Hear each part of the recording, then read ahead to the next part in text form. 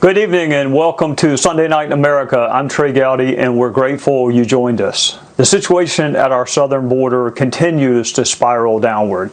It's a crisis no matter what word politicians use. A crisis is defined as an unstable or crucial time. I don't know what could be more crucial than the security of our country. I don't know what could be more crucial than knowing who is coming to this country and why. I don't know what could be more unstable than women and children making a dangerous trip fraught with all manner of peril, from cartel members to oppressive heat.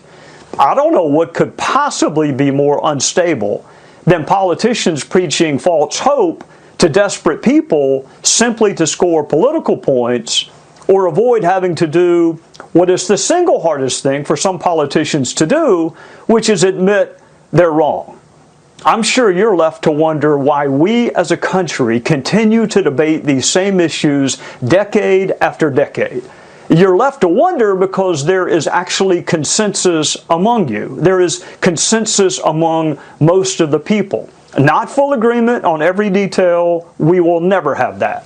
And no, not every single person is in agreement, because there will always be those who profit from division and anger and disunity. And then sometimes we just disagree. But there is a broad consensus. And where there is consensus, there should be a solution. And yet nothing happens because the will of the people never translates into legislative action. It's almost as if the political advantage some elected officials perceive in having this debate year after year outweighs the desire of the people to have reasonable, logical finality. And that's what I'm looking for, finality, a solution, something that can last longer than one executive order to the next, longer than one election cycle to the next. Most Americans believe a sovereign country should have border security because a sovereign country is entitled to know who is coming into and going out of the country. Yes, it's national security. Yes, it makes economic sense. But even more fundamentally, a country has the right to meaningful borders and to have those borders respected and honored. It's actually what makes you a country. We're not a planet of nomads. We're a planet of countries. Vice President Kamala Harris, way too late and without a whole lot of conviction, finally said, "Don't come." But that's hardly provocative. To tell people not to make a dangerous trip armed with nothing but false hope. It's not provocative to tell people to stop trusting coyotes or cartel members. But even simply saying, "Don't come," Vice President Harris was criticized by that element on the far left who really don't believe in border security or border integrity. So where are we? If we had a secure border and security in our visa programs, then I think you would see movement to the next logical stage, which is providing legal status for those who were brought here as children before the age of legal accountability. You might even see movement among those who are here now unlawfully, but who have otherwise followed our laws. And then you would see further movement toward a legal immigration system which smartly balances economic reality with our commitment to family as the foundation of society. But we don't have border security. So there will be no movement until that indispensable prerequisite is met. In fact, not only do we not have border security, law enforcement believes we may actually be headed in the opposite and wrong direction. We've seen reporting on men showing up at the southern border with criminal histories, including sexually assaulting children. We've seen an increase in certain drugs crossing the border, just as we are finally beginning to see some light at the end of the opioid struggle. We're even seeing an increase in cartel activity on our side of the border. If you want to see depravity in person, if you want to see acts of inhumanity your good conscience cannot even contemplate, if you want to see the worst things you have ever seen, things that will make you question whether there has been any moral evolution at all, look at these cartels. They are sadistic, but they are also opportunistic. They can sense the weakness, and then they exploit it. Border security is not only a country's right, it is your right to know who and what is coming and going from this sovereign nation, so we can keep it safe.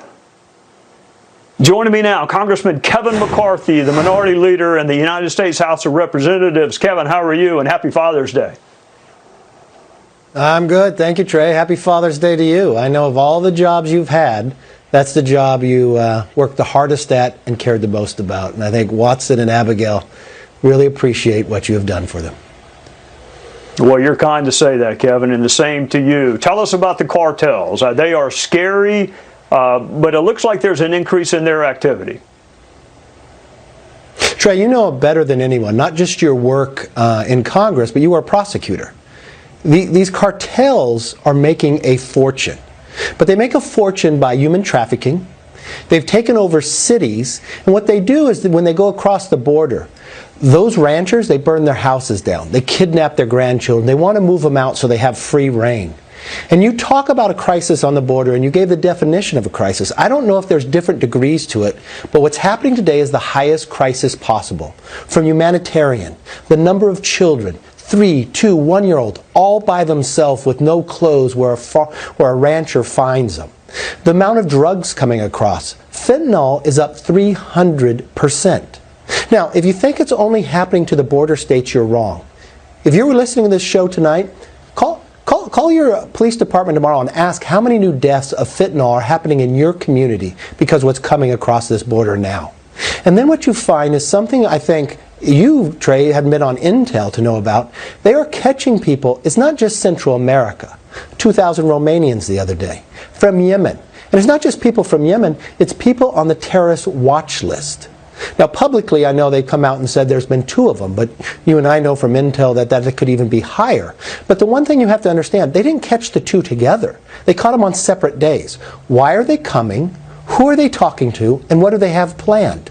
And then we have an administration that Biden won't even talk about being a crisis, pushes it off to its vice president, who laughs at the situation saying, well, she hasn't been to Europe either.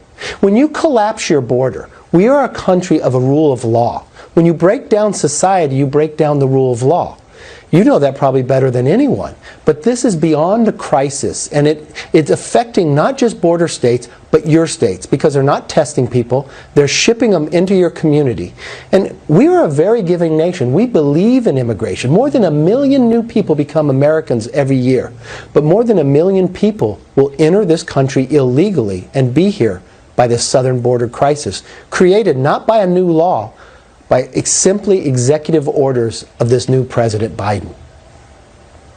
All right, Kevin, let me ask you one more question about the border, and then I want to ask you about China. But you've been in the House a long time. You've been in leadership pretty much from day one.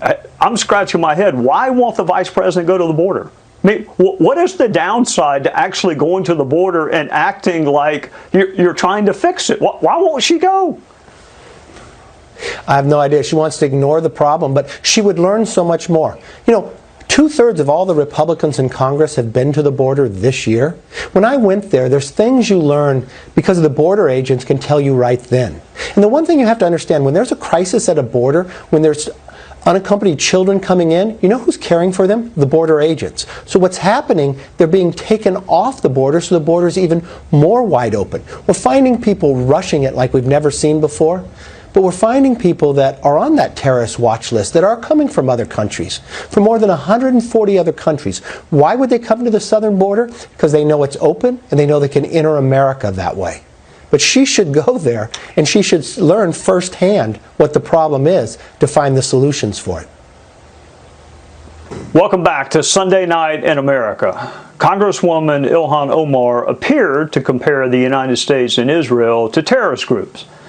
That did not go over well with many of her Democrat colleagues. So leadership on the Democrat side in the House issued a joint statement which said false comparisons lead to prejudice, and that hurts the prospects for peace. There were also Jewish House members on the Democrat side who issued their own statement critical of what Representative Omar said. And Omar fired right back, accusing her critics of Islamophobia. Other members of the so-called squad joined in too. One accused Democrats of vilifying Omar. Another used the term anti-blackness. But the one that really got my attention was Rashida Tlaib. She said, and I quote, "House Democratic leadership should be ashamed of its relentless, exclusive tone policing of Congresswomen of color." That one got my attention for two reasons. Number one, Hakeem Jeffries is in House Democratic leadership. He's a black man who is not ever going to engage in anti-blackness or the relentless policing of women of color. And what really got my attention is Mr. Jim Clyburn has served in the highest echelons of leadership on the Democrat side for decades. He was arrested because he is black. He was put in jail because he is black. He met his wife in jail because they were both black. He is the father of women of color. I think I would be careful talking about relentlessly policing women of color when it comes to Jim Clyburn. We'll get to that internecine battle in a minute. But for now, I want to bring in Congressman Jim Clyburn with something more important than daily politics. Juneteenth was yesterday. The Senate unanimously made June 19th a federal holiday. It passed the House overwhelmingly, but not unanimously. Welcome to you, Mr. Clyburn. What were your thoughts and emotions when Juneteenth became a federal holiday? Well, Trey, thank you very much for having me on your program, and always great to spend time with you, especially on Father's Day. I happen to have met Yes, sir. at least one of your daughters. I know I met a daughter up in Yes, sir. Spartanburg some time ago. I have three women of color that Yes, sir. calls me dad, and I just finished having a great Father's Day meal with them. And for the last several days, we talked about Juneteenth. You know, when I talk about Juneteenth, Trey, I think about the big issue of communicating, people communicating with each other. A lot of people did not focus on the fact that Juneteenth started on June 19th, 1865. That was 2.5 years after slavery had ended. 2.5 years. The black people in Texas were kept enslaved because nobody bothered to tell them that they were free. Now, it may have been intentional. I don't know. But I do know this. For 2.5 years, they remained in bondage because nobody communicated with them. And that is so reminiscent to me of what I see happening around us every day. We could have a much better country if people would just sit down and communicate. That doesn't mean just talking. That means communicate. That's how I stayed married for 58 years to the same woman, communicating. You know, Mr. Clyburn, you mentioned your late beautiful wife, Emily. You told me the story sitting in an airport. Speaking of communicating, you asked me where I met my wife, and I said at church, and I said, where did you meet Miss Emily? And you said in jail. In 1960, you met Miss Emily in jail splitting a hamburger, and then I see you now, and you have been in the House of Representatives for, what, nearly 3 decades? And you are picking United States presidents. Joe Biden would not be the president without your endorsement in South Carolina. So how do you balance the progress we've made with the pain you experienced in your life? Well, you know, I think that all of us can compare ourselves with other things around us. I try to stay focused. You mentioned Emily. Emily grew up on a little 22-acre farm down in Berkeley County, walking 2.5 miles to school in the morning, 2.5 miles back home in the afternoon. I grew up in Sumter on a paved street where my elementary school was 3 blocks from my house, and my middle school was 6 blocks. And I'm a graduate of Mather Academy that we called a boarding school back in those days. So our backgrounds and experiences were totally different. I do so by trying to learn other people's about them, their backgrounds, their experiences. and trying to reconcile those things. I don't go around trying to get people to understand me. I spend my time trying to understand all of the people that I interact with. That's how you and I built a friendship. I reached out to you, you reached out to me. We had a very mutual friendship, though we didn't agree on much politically, and probably still don't. But that doesn't come between me and you when it comes to our personhood. And so I think that that's what's lacking here. People tend to think that people must understand me. No, I think the job is your understanding others. So that's what keeps me focused. That's how I operate in leadership. I know that we've got a very diverse caucus.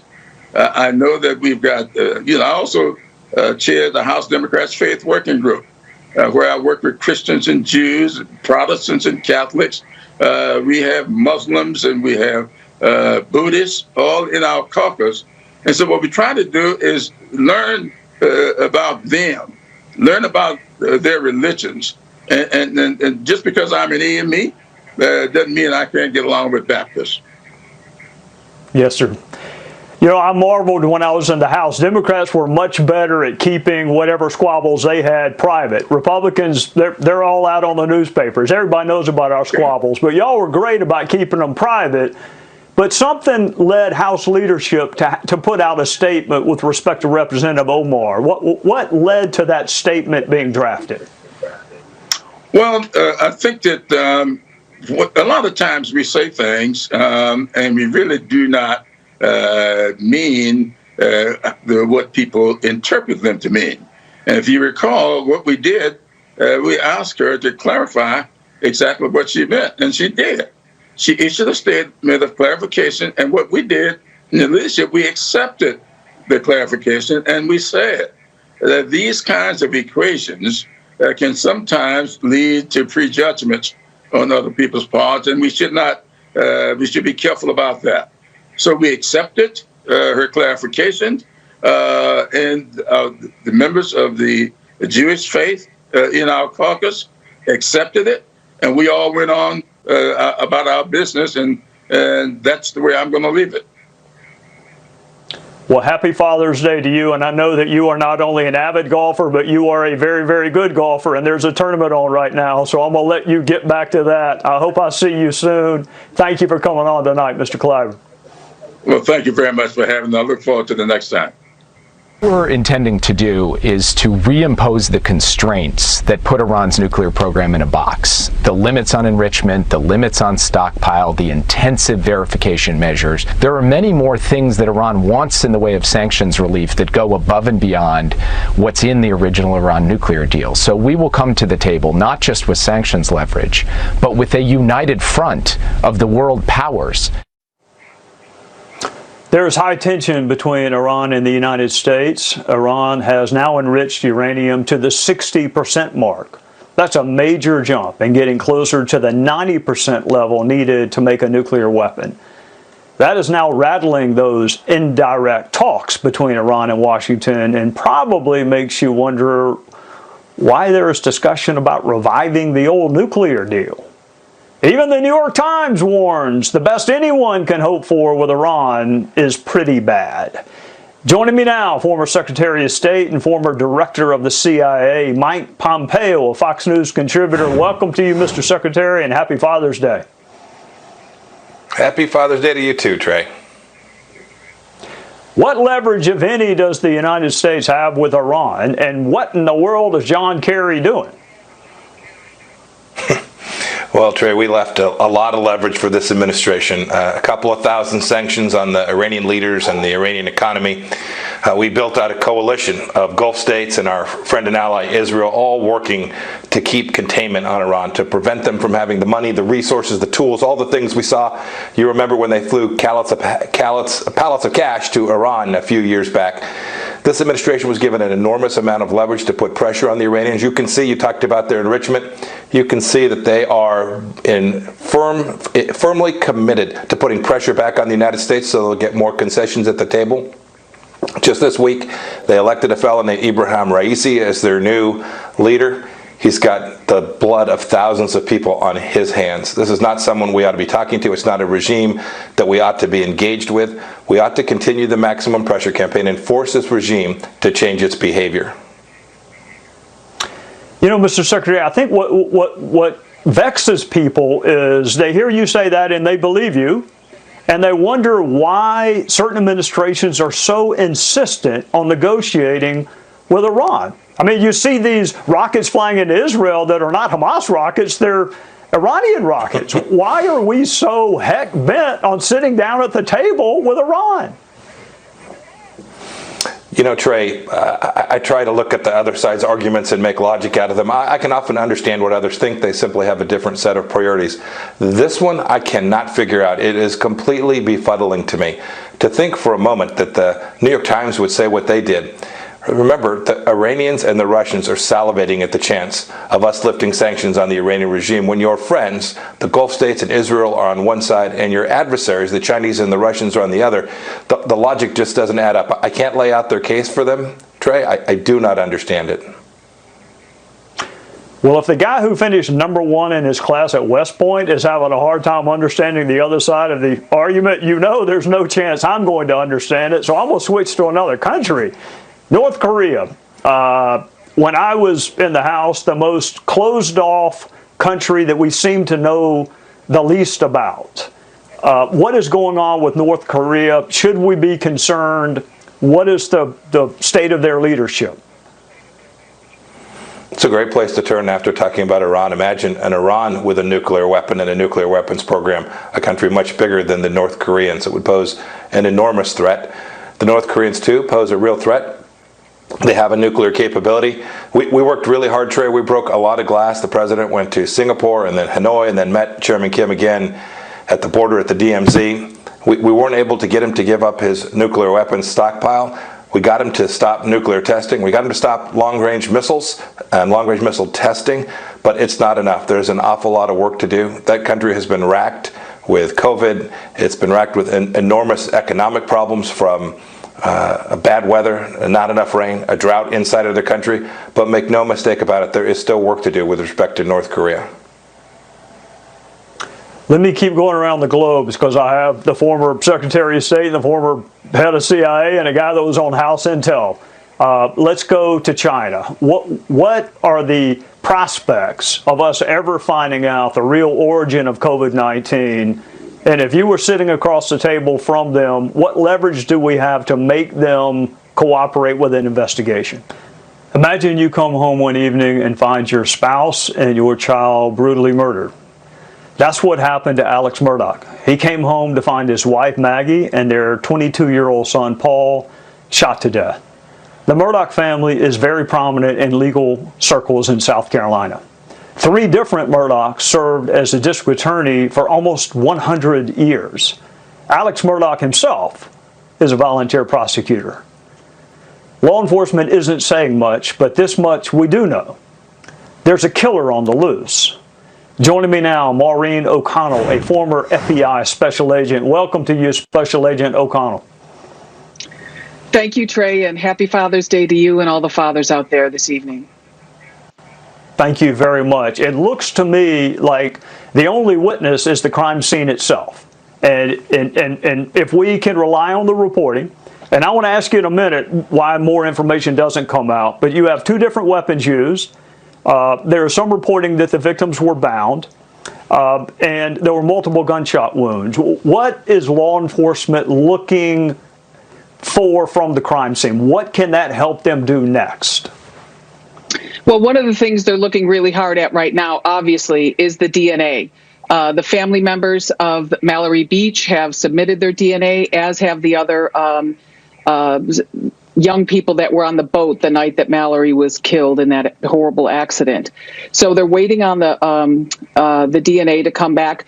They're also looking at the gun. They're also looking for anything that might tie anyone in the family or any of the known associates or known enemies of the family. Like, for example, initially they said they were looking at Alec the father, but then he was cleared due to his alibi.